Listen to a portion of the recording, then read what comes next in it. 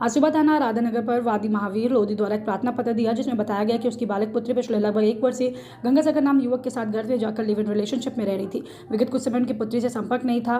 वादी द्वारा आशंका व्यक्त की गई गंगासागर द्वारा उनकी पुत्री की हत्या का शव को कहीं छिपा दिया गया। प्राप्त तहसील के आधार पर थाना राधानगर पर सुसंगत धाराओं में अभियोग पंजीकृत कर तत्काल विवेचना प्रारंभ हुई। टीम द्वारा साक्ष्यों के संकलन अभियुक्त से ज्ञान पूछताछ के दौरान मुख्य अभियुक्त ने घटना कारित करना स्वीकार किया।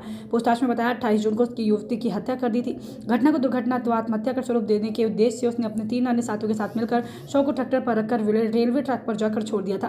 पुलिस द्वारा घटना का सफल अनावरण करते हुए घटना में प्रयुक्त ट्रैक्टर एक मोटरसाइकिल बरामद की है। प्रकरण में 3 अभियुक्तों को गिरफ्तार कर माननीय न्यायालय के समक्ष प्रस्तुत किया गया है तथा विधिक प्रक्रिया के अनुसार आवश्यक कार्रवाई की जा रही है।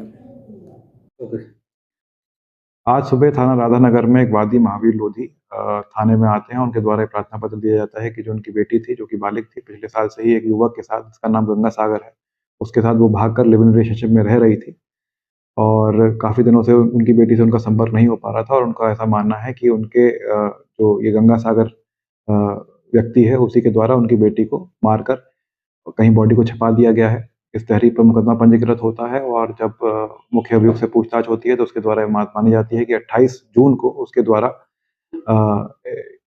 ये जो मृतका है उसको मार दिया गया था और मारने के बाद उसकी बॉडी, जिससे वो दुर्घटना या सुसाइड का रूप दे पाए, उसकी बॉडी को अपने बाकी 3 सह अभियुक्तों के साथ ट्रैक्टर पे रख के बॉडी को रेलवे ट्रैक पे रख दिया गया था।